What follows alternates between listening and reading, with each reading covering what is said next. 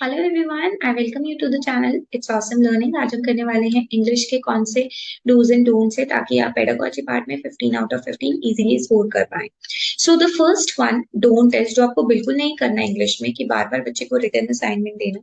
Right, बच्चे को clear explanation देना। जैसे जब आप ग्रामर कराते हैं तो आप क्लियरली एक्सप्लेन नहीं करेंगे, late the child think about it. और फिर भी नहीं आ रहा है तो आप क्लियरली एक्सप्लेन कर सकते हैं। Carefully monitor by frequent testing, बार बार टेस्टिंग नहीं करनी है, आप प्रैक्टिस करवा सकते हैं। बट टेस्टिंग वाला जब वर्ड आता है ना, वो चीज आप टिक नहीं करेंगे पेपर में। बच्चे को ग्रामर्स के रूल्स एक्सप्लेन करना नहीं, instead of explaining the grammar आप उसको इंग्लिश लर्न करा रहे हैं तो हिंदी के साथ रिलेट करवाइए। कहाँ वर्ब यूज होगी, कहाँ नाउन यूज होगा, कहाँ एडजेक्टिव यूज होगा, उस तरीके से। Right, asking students to write the rules 10 time, बिल्कुल भी नहीं। बच्चे को कभी नहीं कहना है कि 10 टाइम्स रूल लर्न करके आओ। They do not have the ability to learn English, यही मान लेना कि बच्चे में एबिलिटी ही नहीं है इंग्लिश लर्न करने की, that would be the wrong answer. हाँ, बच्चे टाइम लेते हैं, हर पर्सन का अपना अपना पेस होता है। बट बच्चे को ड्रिल वर्क देना कि नहीं तुम्हें तो नहीं आ रहा है, बार बार रटो, मेमोराइज करो, जेंडर बायस करना है, this thing is totally totally no. चाहे वो सीडीपी हो, चाहे वो मैथ्स हो, चाहे वो इंग्लिश हो, चाहे वो हिंदी हो या कोई भी अदर सब्जेक्ट हो, हम ये सब नहीं करेंगे। By making the learner copy out simple poems, ठीक है, बच्चे को बार बार बोलना कि आप नीट हैंडराइटिंग में पोम्स को लिख कर लाओ, 10 टाइम्स लिख कर लाओ। आजकल ये सब बंद हो गया है, हॉलीडे होमवर्क में भी हम ये सब नहीं देते हैं। Will make children learn all the answers to the question given in the notebook. ये ना आजकल मतलब कुछ स्कूल में मैंने देखा है ऐसा होता है।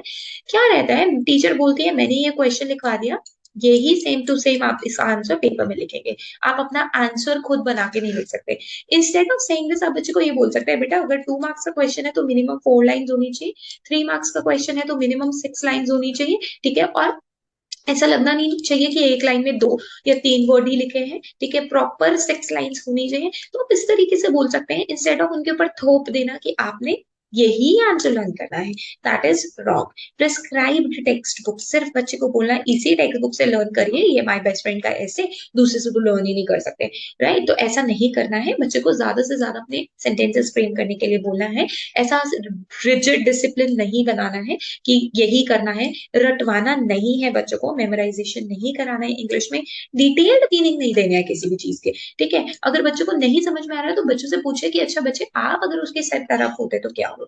ठीक है, आप कोई पिक्चर्स दिखाइए और पिक्चर्स दिखा के बच्चों को बोले कि बताइए क्या हो रहा है इस पिक्चर में। Let the child get to know and frame his own story, अपने आप ही स्टोरी बनाए, है ना। Scold them for not paying attention, अगर बच्चा अटेंशन पे नहीं कर रहा है तो यहाँ पे एक चीज ध्यान रखे, इसमें बच्चे की गलती नहीं है, इसमें टीचर की गलती है, क्योंकि टीचर अपनी क्लास को इतना मजेदार नहीं बना पा रही है। तो ध्यान रखिएगा कि हमें बच्चे को स्कोल्ड नहीं करना है। एग्जाम्स के बेसिस पे, ग्रेड्स के बेसिस पे, रैंक्स के बेसिस पे हमें बच्चे को इंस्ट्रक्शंस बिल्कुल भी, मतलब ऐसे इंस्ट्रक्शंस नहीं देनी है ताकि जो बच्चा अच्छा आ रहा है ठीक है, जो अच्छा नहीं आ रहा है उनको इग्नोर कर देना है। No, right.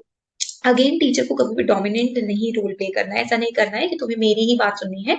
मतलब ठीक है, teacher should be a facilitator, teacher should scaffold the methods की किस तरीके से बच्चा लर्न करे, बट डोमिनेंट होकर टीचर को कभी नहीं बनाना है। ठीक है, children develop at different rates, ये आपको पता है, तो ये डूज में आता है, हम डूज करेंगे।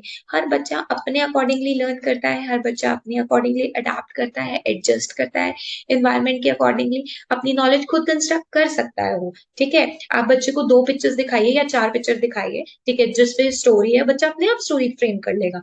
राइट, आप उसको सिर्फ और सिर्फ, आपको सिर्फ और सिर्फ उनको क्या करना है, आपको सिर्फ वो मेथड्स शो करने हैं, ऐसे मेथड के थ्रू कि बच्चा अपनी नॉलेज को खुद कंस्ट्रक्ट कर ले। एरर्स को करेक्ट करना है पर खुद नहीं करना, बच्चों को अपॉर्चुनिटी देनी है कि वो करेक्ट करे, इमिडिएटली नहीं करना है। Follow a child centred curriculum, child centred curriculum follow करना है, ना कि टीचर आए बोल के चली जाए, ऐसा नहीं करना है। राइट, ओपन एंडेड क्वेश्चन, ये मैं बार बार बता चुकी हूँ, अपनी लास्ट वीडियो में भी मैंने बताया था। Engage them by asking question, questions पूछने हैं। कंस्ट्रक्टिविज्म, एक्टिव लर्निंग करानी है जिसमें बच्चे भी इन्वॉल्व हो रहे हैं, पैसिव लर्निंग नहीं करानी है। ये बहुत इंपॉर्टेंट है। बच्चों के listening, speaking, reading and writing, LSRW, ये दोनों ही होने चाहिए। अच्छा, एक चीज और, रिसेप्टिव कौन सी होती है, जो हम रिसीव करते हैं, बताइए मुझे रिसीव वाली कौन सी होती है। ठीक है, जब हम रिसीव कर रहे हैं तो लिसनिंग, लिसनिंग हम रिसीव कर रहे हैं। ठीक है, तो लिसनिंग रिसेप्टिव हो गई। प्रोडक्टिव कौन सी हो गई, जो आप प्रोड्यूस कर रहे हैं, स्पीकिंग क्या है, प्रोड्यूस कर रहे हैं, तो ये प्रोडक्टिव हो गई। तो जो चीजें आप रिसीव करते हैं वो होती है रिसेप्टिव, जो आप प्रोड्यूस करते हैं राइट, वो दिए प्रोडक्टिव। तो ये याद रखिएगा, ठीक है, इन पे ज्यादा से ज्यादा जोर डालना है। डिस्कशन और डिबेट्स कराने हैं। कम्युनिकेटिव कॉम्पिटेंस को बढ़ाने के लिए आप बच्चे को नर्सरी राइम, अगर वो छोटा है तो वो बोल सकते हैं, ये वो लर्न कर सकता है, उसको बार बार रिसाइट करवा सकते हैं अगर वो फर्स्ट सेकंड का बच्चा है तो।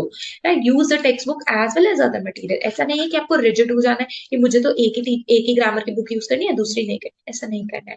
Motivate and energise the learner, बच्चे को मोटिवेट करता रहना है, एनर्जाइज करते रहना है। बच्चे को कहना है कि आप कोलैबोरेट करके आज हम एक क्या करेंगे, आज आपकी क्लास में इस बच्चे का वाटर बॉटल गुम हो गया है, तो चलो सब एक काम करते हैं, नोटिस लिखते हैं, और जिसका नोटिस सबसे बढ़िया होगा उसको हम नोटिस बोर्ड पे लगाएंगे। देखिए कितना अच्छा मेथड होगा। सब कोलैबोरेट करके एक ग्रुप बना दीजिए, छोटे छोटे ग्रुप्स बना दीजिए, 5-5 बच्चों के, तो वो अपने अपने लाइंस लिख सकते हैं। राइट, सो क्या क्या चीजें किसी को आप एप्लीकेशन दे दीजिए, इस तरीके से आप क्लास को इंटरैक्टिव कर सकते हैं to provide qualitative feedback on students learning. बच्चे की फीडबैक लेते रहना चाहिए कि कितना समझ में आया और कितना उन्होंने सीखा उससे। राइट, LSRW मैंने बता दिया आपको, listening speaking reading writing. Right, इस पे फोकस करना है हमें। Every learner is in unique, हर बच्चा यूनिक है, उसको एक्टिविटी से पढ़ाइए, variety of teaching method use करिए, प्रैक्टिस दीजिए उसको। लाइक आपने आज वर्ब सिखाया तो वर्ब के at least 5 to 10, 10 to 15 enough they दीजिए, और साथ साथ स्पीकिंग के भी। ये नहीं कि आपने रिटन प्रैक्टिस दे दिए, जब तक बच्चा वर्ब को बोल के नहीं सीखेगा, ठीक है, आई लाइक डांसिंग, ठीक है, तो डांसिंग यहाँ वर्ब हो गया, ठीक है, राइट, तो जब तक वो बोल के नहीं सीखेगा तब तक उससे समझ नहीं आएगा। ब्रेन स्टॉर्मिंग आइडियाज, एक टॉपिक दे दीजिए और उस पर like the other child discuss. Right, तो ब्रेन स्टॉर्म, बहुत सारे आइडियाज उसके ऊपर आए। Help learner associate word object they see in real. आपने कोई वर्ड देखा, मान लीजिए आपने कढ़ाई देखी, कढ़ाई को बोलते हैं वॉक। राइट, तो वॉक को यूज करिए, ठीक है, आई इन लाइक रियल लाइफ सिचुएशन में, कि घर में वॉक होती है, उसमें हम किस तरीके से यूज करते हैं उसको, ठीक है, like I put the walk on the stove. Like इस तरीके से आप बच्चे को रियल लाइफ ऑब्जेक्ट्स जो होते हैं उनको लिंग्विस्टिक कैपेबिलिटी उनकी बढ़ाने के लिए, यानी ताकि वो बोल सके, उसको ज्यादा से ज्यादा वर्ड्स को यूज करे। राइट, तो ये सारी चीजें आपको ध्यान में रखनी है। राइट, सो आई होप आपको ये चीजें समझ में आई होंगी। सो if you really liked it, please do hit the like button, subscribe the channel. Thank you so much for watching.